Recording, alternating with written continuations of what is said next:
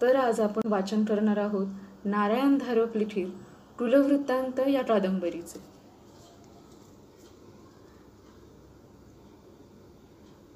आमच्या घराण्याचं कुलवृत्तांत लिहिण्याची कल्पनाही माझ्या मनात कधी आली नव्हती.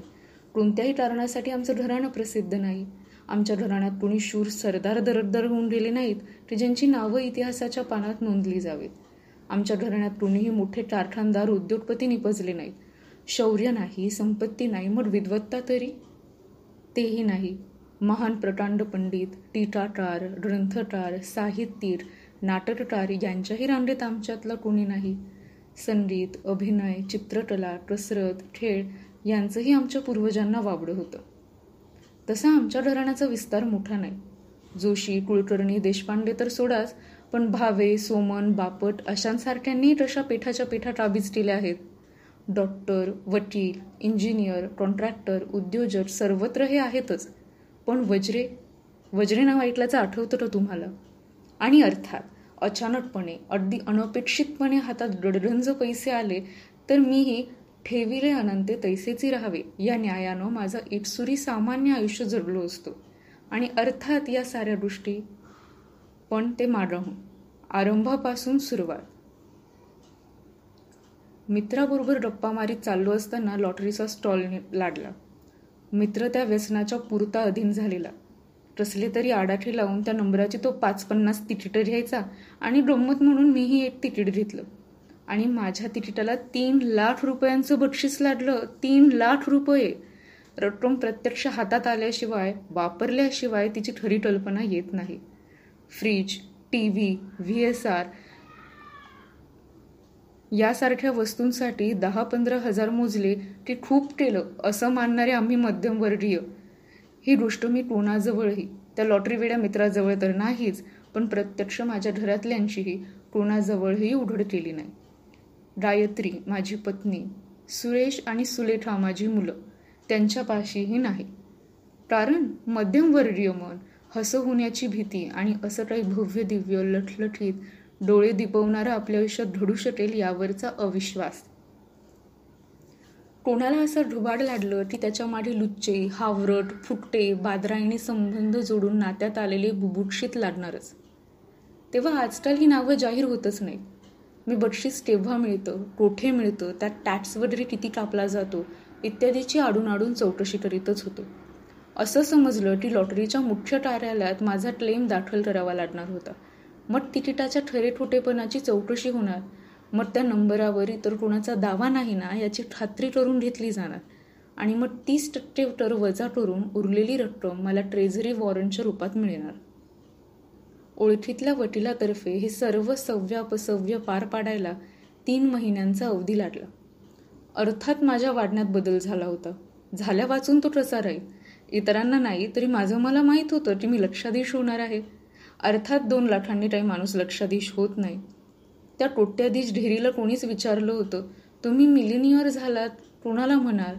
त्याने उत्तर दिलं होतं, ज्याला आपले मिलियन्स मोजता येत नाही त्याला. मग वाढण्यातला बदल घरच्यांच्या लक्षात आल्याशिवाय कसा राहील? पैशांकडे पाहण्याची माझी दृष्टीच बदलली होती. एकाच्या ठिकाणी 10, 10च्या ठिकाणी 100 आणि 100च्या ठिकाणी 1000 खर्च झाले तरी मला त्याचं फारसं काही वाटेनासं झालं.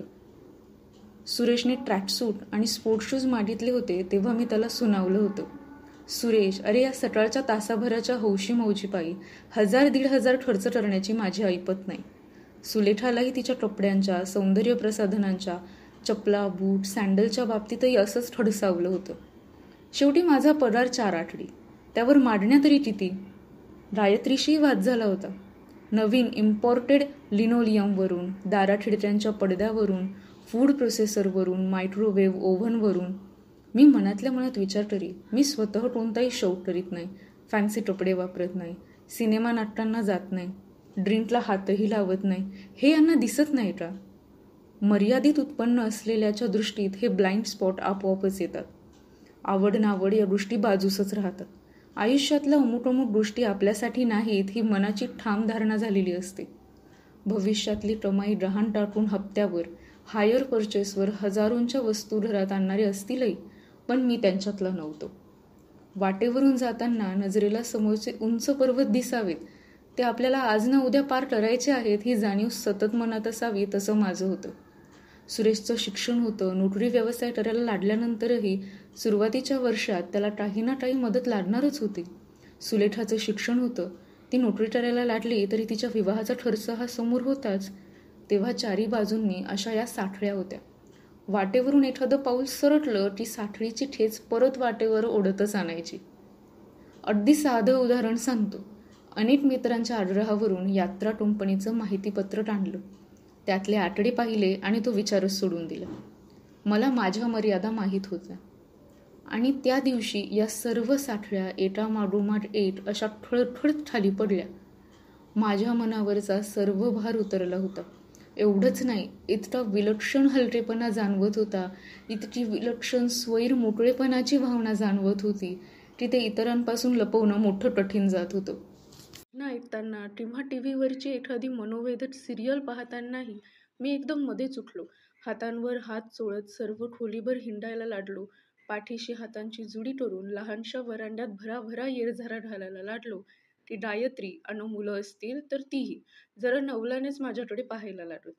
पण मी त्यांना सांगणार नव्हतो. एवढ्यात नाही, मला बक्षीस लागलं आहे हे समजल्या क्षणापासूनच मी मनाशी ठरवलं होतं की आयुष्याची चाटोरी बदलायची. नोकरीच्या वर्षांची मोजदाद नोकरदाराच्या मनात तर सततच होत असते. महिन्यापूर्वीच एका सकाळी माझ्या ध्यानात आलं होतं की आपल्याला नोकरीला लागून 20 वर्षे झाली आहेत. मनात एक कटू विचारही आला होता. आपण ऐच्छिक निवृत्तीला पात्र झालो आहोत, पण अशी पात्रता असून काय उपयोग? किती भाग्यवंतांना या पात्रतेचा फायदा घेता येतो? किती जणांना या रटाळ चाटोरीतून बाहेर पडण्याची शक्यता असते, स्वातंत्र्य असतं? मला तर ठासच नाही. पण आता मी तो हट्ट बजावू शकत होतो. पेन्शनचा, फंडाचा विचारही न करता माझा निर्णय मनाशी मी घेतला गेला होता. नोकरी तर सोडायचीच. पुढचं पुढे. 2,09,957चा ड्राफ्ट हातात आला. खात्यात भरला. जमा झाला तेव्हा मग ऑफिसमध्ये चौकशी सुरू केली, पण ती सुद्धा अगदी आडून. आडलावे काय सर्वत्रच असतात. या महिन्यात निवृत्ती घेतली तर 1,800 रुपये पेन्शन बसणार होतं आणि ऑफिसचं कॉन्ट्रीब्युशन धरून 96,000 आणि वर काहीशे रुपयांचा फंड मिळणार होता. महिन्याच्या शेवटच्या दिवशी मी राजीनाम्याचं पत्र अधिकाऱ्यांच्या हाती दिलं. बिनवाती फुसका वाटणारा फटाका दण आवाज करून फुटावा तसंच सर्वांना वाटलं असलं पाहिजे. मान खाली घालून निश्चित काम करणारा हा निरुपद्रवी मध्यमवयीन 40शी जेमतेम उलटलेला वज्रे हा राजीनामा देतो. अर्थात अधिकाऱ्यांनी काय समस्या आहे, काही अडचण आहे का इत्यादी विचारणं कथा कादंबऱ्यात किंवा सिनेमातच घडतं. सरकारी कार्यालयात सर्व कारभार थंडपणे तटस्थपणे चाललेला असतो. साहेबांनी राजीनाम्याचा कागद वाचला, थंडपणे पेपरवेट खाली सरकवून ठेवला आणि ठीक आहे एवढ्यावरच माझी भलावण केली. पण अर्थात ऑफिसात बातमी पसरायला कितीसा उशीर लागणार आणि मग प्रश्नांची सरबत्ती. काहीतरी ढोबाड आलेलं दिसतंय म्हणणारे सत्याच्या खूप जवळ आले होते, पण माझ्या पूर्वीपासूनचा मितभाषी स्वभाव उपयोगी पडला. दिवसाचे अगदी रविवार सुद्धा सकाळचे जेवायला आम्ही एकत्र असे क्वचितच असायचो. रात्री मात्र जेवण एकत्र व्हायची. त्या संध्याकाळी सर्वांची जेवणं जवळजवळ संपत आल्यावर मी म्हणालो, तुम्हा सर्वांना मला काहीतरी सांगायचं आहे. माझं मलाही समजत होतं की हे जरासं नाटकी आहे, पण मी सांगणार होतो. त्या बातम्याच इतक्या सनसनाटी होत्या की त्यांच्यात नाट्य हे येणारच होतं. 3 महिन्यांपूर्वी मला लॉटरीचं तिकीट लागलं. बाबा, तुम्ही लॉटरी खेळलात? सुरेश. एटाच एक तरी परत आला का? गायत्री. आई गप्प ना, त्यांना सांगू दे ना. सांगा बाबा. सुलेखा. बक्षीस 3,00,000 रुपयांचं आहे. हे शब्द मात्र सर्वांना अबोल आणि थक्क करणारे होते. प्रत्यक्षात माझ्या हाती 2,10,000 रुपये आले. हे एक आणि आता दुसरे. मी आज माझ्या नोकरीचा राजीनामा दिला आहे. पुढच्या महिन्याच्या अखेरपासून नोकरी बंद. मी अगदी मोकळा. तुम्ही आज ठरवलंय तरी काय? आणि त्या विचारीचा काय तरी दोष. तिचं सारं जगच उलटं पालटं होत होतं. गायत्री, तुझ्यापाशीही बोललो नाही, रागावू नकोस. सर्व बाजूंनी पूर्ण विचार करूनच मी हे ठरवलं आहे. आता घरखर्चाचं काय, पुढचं काय विचारशील त्याचीही उत्तरं देतो. लॉटरीचे पैसे आणि माझ्या फंडाचे पैसे मिळून 3,00,000 होतात. ते मी तुझ्या नावावर व्याजी लावणार आहे. महिन्याच्या 1 तारखेला तुझ्या हातात 3,500 रुपये येतील. ते तुझ्या घरखर्चासाठी आहेत. त्याखेरीज अर्थात माझं पेन्शन असणारच, ते मी माझ्या वरखर्चासाठी ठेवणार आहे. पण नोकरी सोडलीत म्हणता दिवसभर करणार आहात तरी काय? त्या टशाचाच अजून विचार सुद्धा केलेला नाही. हे अर्थात खरं नव्हतं. मनातही कल्पना येत होत्या. उलट्या सुलट्या करून पाहिल्या जात होत्या. अजून महिनाभर तरी ऑफिस आहेच. मात्र एक सांगतो, रिटायर झालेले नवरे दिवसभर बायकोच्या बुटांडी बसतात तसलं मी काही करणार नाही हे ठास. सुरेश सुलेखा अजूनही बोलण्याच्या मनस्थितीत आले नव्हते. कदाचित त्यांनाही कल्पना पचवायला अवघड जात असेल. सुलेखाने माझ्या हातावर हातही ठेवला नाही. 18-20 वर्षे वयात आलेल्या मुली फक्त चित्रपटातच वडिलांना मिठी मारतात. पण ती म्हणाली, बाबा कॉन्ग्रॅच्युलेशन्स. माझेही कॉन्ग्रॅट्स, सुरेश म्हणाला. मी हात वर करून त्यांच्या अभिवादनाचा स्वीकार केला. अर्थात असं बक्षीस लादणं हा योगायोगच होता. त्यात माझी कर्तबगिरी काहीही नव्हती. तरीही त्या दोघांच्या भावना मी समजू शकत होतो. हे पहा, आणखी काही सांगायचं आहे. बक्षीस लादलं हे समजायला 3 महिन्यांच्या वर दिवस गेले आहेत. मी मनाशी खूप विचार केला आहे. मी या घराचा कर्ता आहे. तुमच्या शिक्षणाची, भावी आयुष्याची सर्व जबाबदारी माझ्यावर आहे. आजवर जमेल तशी मी ती पार पाडीत आलेलो आहे आणि समजा हे बक्षीस लादलं नसतं तर आपलं सर्वांचं आयुष्य याच सरळ रेषेवरून पुढे चालत राहिलं असतं. ते तसंच चालू राहावं याची संपूर्ण व्यवस्था मी आधी केली आहे. तुम्ही असं समजू शकता की या रकमेच्या मोबदल्यात मी स्वतःभोवतीच्या नोकरीच्या अत्यंत कंटाळवाण्या साखळ्या तोडून टाकल्या आहेत. फक्त याची खात्री देऊन की तुमच्यापैकी कोणालाही कोणतीही तोशीच लागणार नाही. तुम्ही दोघं अजून लहान आहात, तरुण आहात. आशा आकांक्षा करण्याचं तुमचं वय आहे. एका यांत्रिक चाकोरीत महिन्या मारून महिने, वर्षा मारून वर्ष काढणं, तेच मोठं चेहरे दररोज पाहणं, तेच ते फालतू जोक्स ऐकणं, हे किती असह्य होत असेल याची शब्दांनी कल्पनाच देता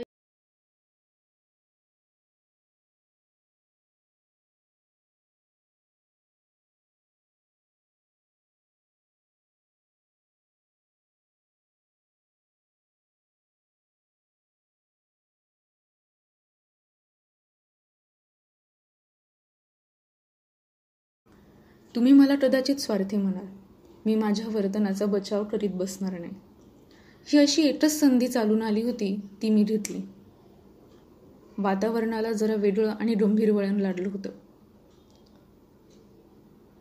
3 लाख रुपये ही रक्कम आपल्या दृष्टीनं मोठी आहे, पण प्रत्यक्षात त्या रकमेला फार कमी किंमत आहे.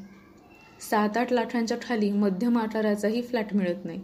2-2.25 लाखांच्या खाली अगदी लहानशीही गाडी मिळत नाही. एखादी चांगली मोटर बाईकही 45,000च्या आसपास असते.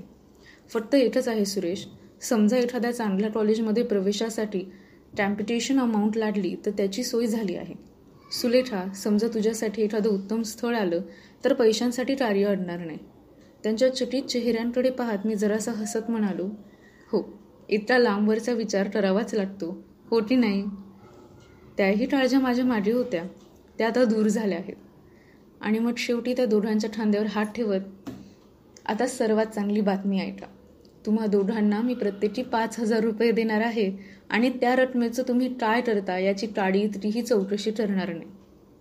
अपेक्षेप्रमाणे त्या दोघांचे चेहरे एकदम खुलले. ऑफिसमधला तो शेवटचा महिना जरा चमत्कारीतच गेला. म्हणजे त्रास असा काही नाही झाला. मारवून मला त्याचं कारण कळलं. पायरी चुकली की साऱ्या शरीराला जसा हिसका बसतो तशी सर्वांची गत झाली होती. माझ्याबद्दलच्या सर्वांच्याच अपेक्षा चुकल्या होत्या. ऑफिसमध्ये माझी गणना निरुपद्रवी जीव अशीच होत असावी. सिनियरिटीने जमल्या तशा बढतीच्या एक त्वरित पायऱ्या ओलांडणारा मी, माझ्या राजीनाम्याने हलचल माजली होती. सहकार्यांशी वाटताना तुम्हाला एक स्वातंत्र्य असतं. वाटलं तर तुम्ही एखाद्या ओल्या पार्टीचा, एखादा शनिवार रविवार रमीचा अड्डा टाकणारा असा ग्रुप जॉईन करू शकता किंवा सर्वांपासून अलगही राहू शकता. मी या दुसऱ्या वर्गात होतो. ऑफिसमध्ये सामूहिक निमंत्रण आलं तर एखाद्याच्या घराच्या कार्यास हजर राहत असे. त्या पलीकडे कोणाशी दोस्ती नाही, जवळीकही नव्हती. तेव्हा एकमेकांच्या घरी जाण्या येण्याचा प्रश्नच नव्हता. तेव्हा मी त्या सर्कलमधला नसल्याने वागणुकीत औपचारिकताच होती. तेव्हा तर कोणीही माझ्याशी माझ्या खाजगी वैयक्तिक प्रश्नांबद्दल बोलू शकत नव्हता, मला काहीही विचारू शकत नव्हता. त्यांच्या प्रत्येकाच्या मनात तर्ककुतर्क असणारच. त्यांच्या बैठकात यावर उलटसुलट चर्चा होत असणारच. फक्त ते माझ्यापर्यंत पोहोचलं नाही. फेअरवेल पार्टीची शक्कल कोणाच्या डोक्यातून निघाली मला समजलं नाही, पण सर्वांच्या शंकांचं निरसन करण्याची ही एक नामी कल्पना होती यात संशय नाही. असे समारंभ अनेकांनी पाहिले आहेत, त्यांच्या वर्णनात मी वेळ घालवत नाही. ऑफिसचीच जागा, तिथल्याच एका टेबलावर पसरलेली पांढरी चादर, टेबलावर एक फ्लॉवर पॉट, एक तांब्या भांडं, माझी 3 खुर्च्या, एकीत मी, दुसरीत अध्यक्ष आणि तिसरीत संचालन करणारे. इथे दामले नावाचे एक सिनियर क्लार्क, बोलण्यात मोठे हुशार. गेली 15हून अधिक वर्ष मी वज्रे यांच्याबरोबर काम करीत आहे, पण पहिल्याच दिवशी होतो तितकेच आम्ही जवळ आणि दूर आहोत. जवळ म्हणजे 5-7 फुटांवरच्या टेबलामागे बसणारे आणि दूर म्हणजे एकमेकांबद्दल काहीही माहीत नसलेले. जराशी हसण्याची ठसठस झाली. आपण वज्रे यांना अगदी गृहीतच धरून चाललो होतो. आता पुढच्या महिन्याच्या 1 तारखेस त्यांची खुर्ची रिकामी दिसली की आपल्याला जाणवणार आहे, अरे काहीतरी चुकतंय, आणि मग ध्यानात येईल, आज वज्रे नाहीत. जरा थांबून आपले हे वज्रे जरा मागेच, जरा पार्श्वभूमीवरच राहणाऱ्यांपैकी एक आहेत, पण ऑफिसचे काम सुरळीतपणे चालण्यासाठी त्यांचाही अबोल पण महत्त्वाचा हातभार लादलेला आहेच, हे कधीही विसरून चालणार नाही. कोणताही राजावाजा न करता आपलं काम चोख आणि तत्पर करणाऱ्यांपैकी वज्रे हे एक आहेत. त्यांच्या आजवरच्या सहकार्याची एक लहानशी पावती म्हणून त्यांच्या सर्व सदस्यांतर्फे मी अध्यक्षांना विनंती करतो की त्यांनी ही लहानशी भेट वज्रे यांना द्यावी. अध्यक्ष माझ्या हातात सोनेरी फुलांचं डिझाईन असलेल्या कागदात लपेटलेली एक जरा मोठ्या आकाराची पण चपटी आणि हलकी पेटी देतात. टाळ्यांचा आवाज येतो. पेटी हातात घेऊन मी सर्वांना वाटून नमस्कार केला. घरी आल्यावर पेटी उघडली तेव्हा दिसलं की आत एक छानपैकी वॉल क्लॉक होतं. मला सुचवण्यासाठीच की आता वेळ जाण्याचीच माझ्यासमोर अडचण येणार आहे. दामले पुढे बोलायला लागले. मनाशी काहीतरी हिशोब करूनच वज्रे यांनी हा निर्णय घेतला आहे. त्यांच्या मनात शिक्षादानासारखं काही सामाजिक कार्य करायचं असेल, कदाचित एखादा राजकीय पक्षातही जातील. मी वज्रे यांना विनंती करतो की त्यांनी आपला मनोदय आम्हा सर्वांना सांगावा. कोणी सांगावा, आपल्यापैकी एवढ्यातच निवृत्त होणाऱ्यांनाही काही उपयोगी सल्ला मिळेल. टाळ्यांच्या गजरात दामले खाली बसले. शेवटच्या 5-7 वाट्यातल्या त्यांच्या टोपरठळ्या मला समजल्या होत्या आणि टोचल्याही होत्या. सुरुवातीस मी मनाशी ठरवलं होतं की ही औपचारिक वेळ आहे, शेवटपर्यंत ती तशीच औपचारिक ठेवायची, पण दामल्यांच्या शब्दांनी मला राग आला होता. स्वस्तातल्या टाळ्या मिळवण्यासाठी त्यांनी विनाकारण मला टोमणे मारले होते. मी 2 शब्द बोलण्यासाठी उभा राहिलो तेव्हा आधी मनाशी ठरवलेलं सर्व काही विसरून गेलो. तुमच्या सर्वांच्या आपुलकीबद्दल मी आभारी आहे. माझ्या स्वेच्छानिवृत्तीबद्दल अनेकांच्या मनात अनेक तरकट उतरकं आहेत हे आता उघड झालं आहे. आता मी खरी गोष्ट सांगतो म्हणजे सर्वांचंच समाधान होईल. त्यांना मनाशी नवल वाटत असणार, हा वज्रे आता सांगतो तरी काय. खरी गोष्ट ही आहे की 4 महिन्यांपूर्वी मला सरकारी लॉटरीमध्ये 3 लाख रुपयांचं बक्षीस लागलं. तेव्हा आता मला नोकरीची गरज नाही आणि म्हणून मी नोकरीचा राजीनामा दिला आहे. राजकीय वा सामाजिक वा शैक्षणिक कार्य करण्याचा कोणताही उच्च उदात्त विचार माझ्या मनात नाही. मी पूर्वीसारखाच एक सामान्य आसामी आहे आणि मी तसाच राहणार आहे. सर्वांना शेवटचा नमस्कार करून मी खुर्चीवर बसलो. माझे शब्द कोणी कसे घेतले काय सांगणार, ज्याच्या त्याच्या स्वभावाप्रमाणे त्याची त्याची प्रतिक्रिया झालेली असणार, पण मी मात्र विलक्षण समाधानी होतो. सुरुवातीस घरच्यांना माझ्याशी कसं वागावं हेच समजलं नव्हतं. वास्तविक प्रत्यक्षात काय फरक पडला होता? मला काही सैतानासारखी शिंग आणि खुरं आले होते का? मला काही देवदूतासारखे पंख फुटले होते? मी काय एखाद्या राक्षसासारखा अटराळ विटरळ दिसत होतो? पण ते बिचकत होते ही गोष्ट खरी. माणूस जगाची प्रतिमा कशी काय मनात वाढवतो आणि त्याच्या प्रतिक्रिया काय होतात हे खरोखरीच एक कोडच आहे.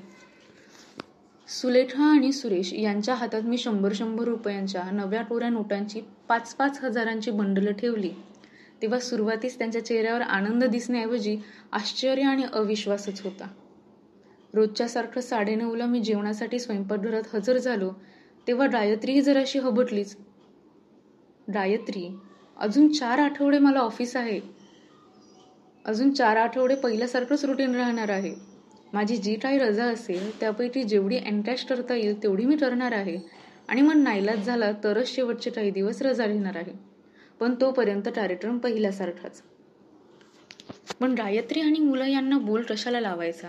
मला स्वतःलाही एक वेगळेपणाची जाणीव होत नव्हती का? नोकरीच्या दिवसांची पूर्वीही मनात मोजणी चाललेली असायची, आताही चाललेली होती, पण वेगळ्या अर्थाने. पूर्वी निवृत्तीनंतर काय हा प्रश्न मनाला भेडसावत असायचा. आता तेव्हा एकदा या पाशातून मुक्त होतो अशी रधिरता होती. पण अजूनही नोकरीतून मोकळं झाल्यावर पुढे काय हा प्रश्न अनुत्तरितच होता. राजकारणात पडणार नाही, समाजसेवेचं व्रत घेणार नाही. सहकाऱ्यांना त्या दिवशी ठासून सांगितलं होतं, नोकरी नसली, ऑफिस नसलं तरी घरात तुला माझी अडरूळ होऊ देणार नाही, गायत्रीला मोठ्या फुशारकीने सांगितलं होतं. पण मी करणार होतो तरी काय, दिवसाचे 12 तास कसे काढणार होतो. शेवटचे काही दिवस मनात हा विचार सतत यायचा. आणि या प्रश्नाचं उत्तर जरी मला रस्त्यावर मिळणार नसलं तरी ऑफिसात जाताना किंवा इतरत्र कुठेही जाताना रस्त्यावर दुर्तफा लाडलेल्या व्यावसायिकांच्या पाट्या वाचण्याचा मला एक शौकच जडला. किती विविध व्यावसायिकांच्या नावाच्या पाट्या होत्या. वकील, डॉक्टर, अकाउंटंट, आर्किटेक्ट हे तर होतेच.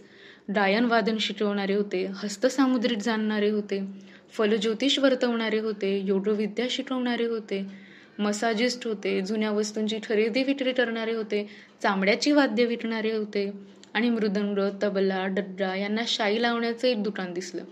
एक नवीन सत्य माझ्या डोळ्यांसमोर उलगडत होतं. या अवाढव्य आणि बहुरंगी मानवी समाजात इतकी वर्ष मी अगदी एखाद्या आंधळ्यासारखा किंवा ढापणं लावलेल्या बैलासारखा वावरत आलो होतो. माणसाच्या गरजा किती विविध असतात, शारीरिक, बौद्धिक, मानसिक, आणि त्याच्या मनात आधी इच्छा निर्माण करून मग त्या इच्छेचं गरजेत रूपांतर करणारे चाणाक्ष हुशार जाहिरातदार होते. चैनीच्या मांडल्या गेलेल्या गोष्टी पाहता गरजेच्या होत होत्या आणि त्या मिळवण्यासाठी माणूस श्रम आणि आणखी श्रम करीत होता. कधी क्षणभरही थांबून स्वतःशी विचार करीत नव्हता. काल ही गोष्ट आपल्याला आवश्यक वाटली नाही, एकाएकी आज ती हस्तगत करणं इतकं महत्त्वाचं का वाटायला लागलं. जरा मागे नजर टाकली तर साध्या राहणीत समाधान मानणारा माणूस दिसत होता. त्याच्याही मागे मानव स्वतःच्या उत्क्रांतीचा कधी विचार तरी करतो का. आपण कोण होतो, कोठून आलो, कोठे चाललो आहोत, या प्रवासाची परिणती कशात होणार आहे याचा माणूस कधी विचार तरी करतो का. मी तरी कोण, येथे या शहरात कसं आलो, प्रत्यक्ष मी नाही पण माझे पूर्वज, ते कुठून आले, महत्त्वाकांक्षेने आले की गरजेपोटी आले. विश्वास ठेवा अगर ठेवू नका. त्या एका क्षणात मनात ती कल्पना आली आणि पट्टी रुजली. मनोव्यापारात आपण अनभिज्ञ आहोत. केवळ मीच नाही तर मोठे मोठे तत्त्वज्ञही होच म्हणतात. मनाच्या पृष्ठावर आलेला विचार दिसतो, पण त्याची उत्पत्ती कोठे आणि कशी झाली हे कायम अज्ञातच राहतं. एकदा मनात ती कल्पना आल्यावर जसा मी जास्त विचार करायला लागलो तशी ती जास्त आकर्षक वाटायला लागली. जमेच्या बाजू या होत्या. हा व्यवसाय नव्हता, उद्योग नव्हता, एक खाजगी कार्य होतं. मला एकट्याला ते करता येण्यासारखं होतं. घरच्या घरी बसून पत्रव्यवहाराने गोष्टी साध्य होण्यासारख्या होत्या. पोस्टाचा काय खर्च येईल तोच. मागाहून लक्षात आलं, केवळ अनुभवीपणामुळेच आपण हे मनाशी आडाखे बांधले होते. माझ्याकडे टेलिफोन नव्हता, तेव्हा डिरेक्टरी नव्हती, पण ऑफिसमधली डिरेक्टरी होती. डिरेक्टरीत फक्त एकच वज्रे हे नाव होतं. त्यांचा पत्ता लिहून घेतला. आणखीही वज्रे असतील, पण ते माझ्यासारख्यांचा फोनचा खर्च न परवडणारे असतील. त्यांच्याशी संपर्क कसा साधणार, म्हणजे वर्तमानपत्रात जाहिरात किंवा निवेदन देणं आलं. वर्तमानपत्राच्या कार्यालयात चौकशी केली तेव्हा जाहिरातीचा दर, सेंटीमीटरचा भाव किती कडाडला आहे ते समजलं. अगदी कमीत कमी मजकूर द्यायचा तरी 100 खाली काम होणार नव्हतं आणि एकाच वर्तमानपत्राच्या एकाच अंकात जाहिरात देऊन भागणार नव्हतं. बऱ्यापैकी ठोप असलेली इतरही वर्तमानपत्र होती, त्यांचाही विचार आवश्यक होता. बरं, हे फक्त पुणे, मुंबई, नागपूर यासारख्या शहरांपुरतं झालं. शिवाय जिल्हा पातळीवरची वर्तमानपत्र होतीच, त्यांचाही उपयोग करायला हवा. ही आमची वज्रे मंडळी कोणकोणत्या शहर गावातून मुक्काम करून असतील याला काहीच मर्यादा नव्हत्या. तेव्हा प्रथम या फोनवाल्या वज्रेंची भेट. मी रविवारची सकाळ निवडली. भेटले नाहीत तर पुढच्या भेटीची वेळ ठरवून येता येईल. भेटले तर मग काय बोलायचं ते आयत्या वेळी पाहू एवढीच मनाची तयारी ठेवली होती. आजकाल पत्ते सोसायट्यांचे असतात, केवळ नावावरून काहीच कल्पना येत नाही. काही ऑनर ऑक्युपायर्स असतात, स्वतंत्र आलिशान बंगल्यांच्या. काही 12 किंवा 24 फ्लॅट्सच्या इमारतींच्या रांगाच्या रांगा असतात. मजजवळच्या पत्त्यावर मी पोहोचलो आणि ती आलिशान इमारत पाहून मनाचा धीर जवळजवळ ठचलाच. कंपाऊंड वॉलला 2 फाटं होती. एक मोठं डाडीसाठी, दुसरं लहान पादचाऱ्यांसाठी. बाहेर पितळीची पण चटचटीत पण एकशब्दी पाटी होती, वज्रे. पाटीत नावाखाली धंदा, व्यवसाय इत्यादी काहीच उल्लेख नव्हता. फाटकावर कुत्र्यापासून सावध राहा ही पाटी होतीच, आणि मी फाटकापाशी थांबताच आतून भला मोठ्या वाटणाऱ्या एका कुत्र्याच्या रशातली गुरगुर कानावर आलीच. मी फाटकाला हात लावताच तो जबरदस्त काळा अल्सेशियन व्हरांड्याच्या पायऱ्या उतरून खाली आला. अर्थात आता घंटा वाजवण्याचं प्रयोजन नव्हतंच. 25च्या आसपासची एक तरुणी व्हरांड्यातून खाली आली. तिने त्या कुत्र्याला हाताने ढकलत बंगल्याच्या मागच्या बाजूला नेलं आणि जाता जाता तिने वळून माझ्याकडे पाहत हाताने आता तुम्ही आत जाऊ शकता अशी खूण केली. फाटक उघडून मी आत आलो. अन्नात सुंदर बगीचा होता. बगीच्यामधून वेड्या वाकड्या फरशांची पायवाट गेली होती. त्या वाटेवरून मी व्हरांड्यात आलो. तिथेच घराचं मोठं प्रवेशद्वार होतं. मी दारापाशी पोहोचल्याची चाहुलात कोणाला तरी लाडली असली पाहिजे. आतून प्रश्न आला, येस, कोण आहे? पडदा दूर करून मी खोलीत नजर टाकली. अत्यंत सुंदर आणि सुबट सामानाने सजवलेला तो दिवाणखाना होता. टीव्हीचा आवाज येत होता. त्या रोखानं मी पाहिलं. उजव्या भिंतीपाशी टीव्ही होता आणि 5-10 फुटांवरच्या सोफ्यावर टीव्ही पाहणारे गृहस्थ बसले होते. ते आता माझ्या दिशेला पाहत होते. किंचित कृश, बराचसा वयस्कर चेहरा, डोक्यावर टक्कल, फक्त कानांमागून मागे गेलेले पांढरे केस, डोळ्यांना जाड काळ्या फ्रेमचा चष्मा. आता त्यांनी चष्मा खाली घेतला आणि ते म्हणाले, यस. मी 2 पावलं आत गेलो. जसा साफ करून म्हणालो, नमस्कार, आणि मग जरा थांबून, आपणच राजश्री वज्रे? हो, माझं आपल्याशी जरा काम होतं. तुम्ही मला 5-7 मिनिटं देतात का? हातातल्या रिमोटने त्यांनी समोरचा टीव्ही बंद केला आणि शेजारच्या खुर्चीकडे बोट दाखवत ते म्हणाले, या, बसा. मी त्या खुर्चीत बसलो. माझी नजर साहजिकपणे सर्व खोलीवरून फिरली. मी काही बोलण्याची ते वाट पाहत होते. मी म्हणालो, माझं नाव वज्रे आहे. त्यांना कशाची अपेक्षा केली होती सांगता येत नाही, पण याची ठासच नाही. त्यांच्या ओठांच्या कडा जरा दुमडल्या, पण ते काहीच बोलले नाही. वज्रे साहेब, मी तुमचा अजिबात वेळ घेणार नाही. माझं काय काम आहे ते अगदी थोडक्यात सांगतो. मी एवढ्यातच नोकरीच्या पाशातून मोकळा झालो आहे. आता माझ्याकडे कोणत्याही जबाबदाऱ्या नाहीत. म्हणून मनात साहजिकच विचार आला, आपलं हे वज्रे घराणं मुळात कुठलं, इकडे केव्हा स्थायिक झालं? आपल्या घराण्याच्या आणखी शाखा आहेत का? असल्या तरी त्या कोठे आहेत? आपल्या घराण्याचा कुलवृत्तांत लिहिण्याची योजना मी मनाशी आखली आहे आणि टेलिफोनच्या डिरेक्टरीत तुमचं एकमेव नाव आहे. तेव्हा तुमच्यापासूनच सुरुवात करण्याचा विचार मनात आला, म्हणून तुमची गाठ घेतली. मगाशी किंचित अस्फुट असलेलं त्यांच्या चेहऱ्यावरचं हास्य आता अगदी स्पष्ट झालं होतं. तुमचं नाव काय आहे? म्हणजे आडनाव वज्रे आहे, पण तुमचं? सदानंद. मग सगळे तुम्हाला सदुभाऊच म्हणत असणार, ते हसत म्हणाले आणि मग हातवर करून माझे शब्द थांबवत ते म्हणाले, सदुभाऊ, मी तुमची मस्करी करीत नाही आहे. केवळ डिरेक्टरीत नाव पत्ता पाहून तुम्ही माझ्याकडे आलात? हो. माझा प्रांजलपणा शब्दात आणि माझ्या चेहऱ्यावरही दिसत असला पाहिजे. शेवटी आम्ही सरळ मार्गी, मध्यमवर्गीय, पापभिरुलो. तुमचा बंगला आहे का ब्लॉक आहे का भाड्याची जागा आहे? तुमचा व्यवसाय काय आहे? मला यापैकी काहीच कल्पना नव्हती. ठीक आहे, मला सगळे नाना म्हणतात. तुम्हीही नाना असंच म्हणा. ते सोफ्यावरून उठले. वेळ आहे ना? एखादा कप चहा? ठीक आहे, चला आत बसूया. जरा निवांतपणे आपल्याला बोलता येईल. उजवीकडे भिंतीत उघडणाऱ्या दारापाशी ते उभे राहिले आणि मला हाताने आत जाण्याची खूण केली.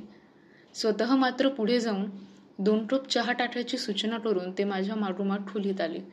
ही लेखन, वाचन, पत्रव्यवहार इत्यादीची खोली होती.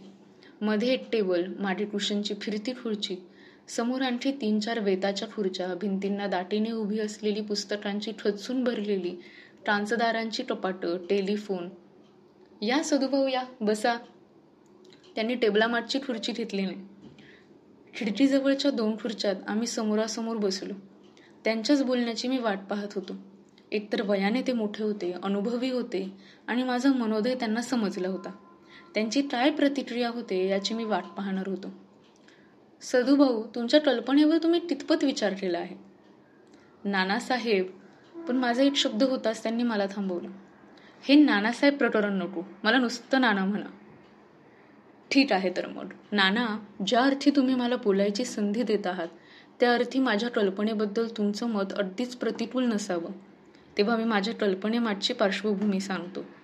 मला आपल्या घराण्याचा काही खास अभिमान आहे किंवा 15व्या-16व्या शतकातले युरोपमधल्या लहान लहान संस्थान राज्यांचे राजे एखाद्या वंशशास्त्रज्ञाला पाचारण करून संशोधन करायला लावून आपली वंशकुळी रथकाळातल्या एखाद्या महान व्यक्तीशी अथवा घराण्याशी जोडण्याचा प्रयत्न करीत असत, त्यातलाही हा प्रकार नाही.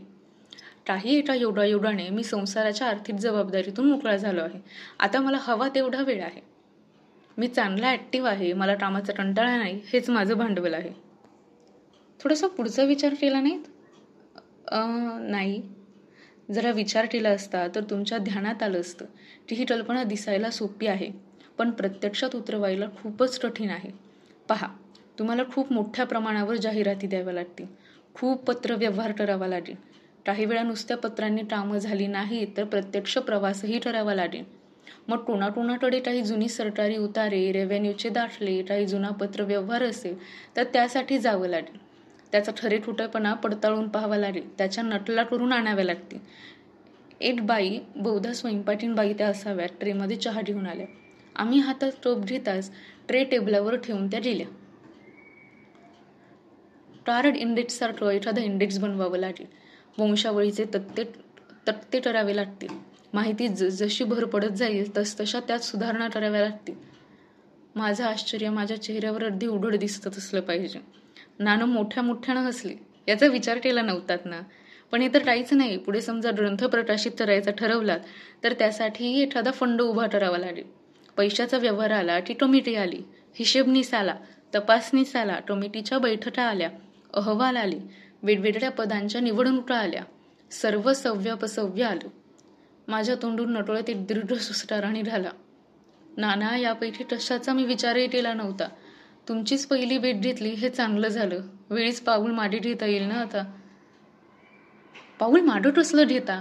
अहो सधूभाऊ, तुम्हाला आत बोलावलं ते काही नकार द्यायला नाही. मग ते बाहेर हॉलमध्ये सांगू शकलो नसतो का मी तुम्हाला? मला तुमच्या शब्दांचा अर्थच कळत नाहीये. मग सांगतो ऐका. मला स्वतःला तुमची कल्पना पसंत पडली आहे. मीही तुमच्याबरोबर काम करायचं ठरवलं आहे. पण नाना, असं एटाईटी नाही किंवा असेलही. थट्टेत म्हणतात ना की डोक्यात ट्यूबलाईट लागला म्हणून. पण काही वेळा खरोखरीच तसं होतं. तुमचे सुरुवातीचे शब्द ऐकले आणि लडोलट वाटलं, का नको? असा शोध घेण्यात काय वावडं आहे? आणि त्या क्षणापासूनच साधट भादट विचार मनात येत आहेत. पण नाना, तुमचा व्यवसाय? माझा व्यवसाय काय आहे माहीत आहे का तुम्हाला सधूभाऊ? अर्थात मी मोठपणे नकारार्थी मान हलवली. मग सांगतो. आमच्या घराण्यात वडिलोपार्जित अशी 30-35 एकर जमीन चालत आली होती. तशी मोठी सुपीक नव्हती, पण बारमाही पाण्याची विहीर होती आणि शहरापासून 7-8 किलोमीटरवरच होती. नशीब म्हणजे ती आम्ही कोणा खंडकऱ्याला खंडाने दिली नव्हती. 1-2 माणसं नेमून आम्ही स्वतःच जशी जमेल तशी पिकं घेत होतो.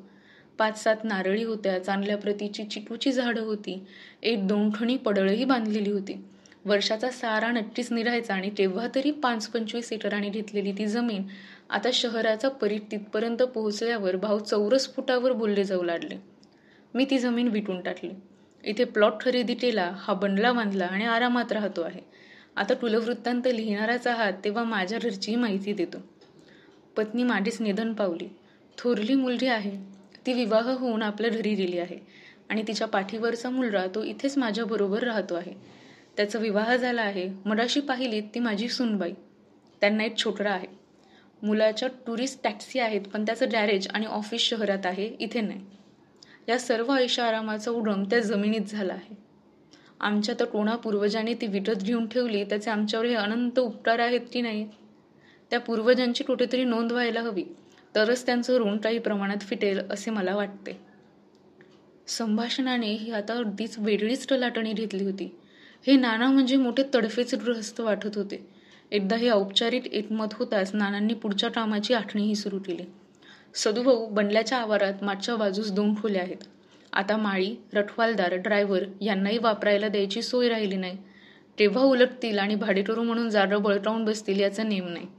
सांगायची गोष्ट म्हणजे आपल्याला ऑफिस म्हणून वापरता येण्यासाठी जागा आहे. 1-2 दिवसात मी तिथे टेबल खुर्ची, कपाट इत्यादीची सोय करतो. फोनचंही एक्सटेन्शन तिथे देऊ.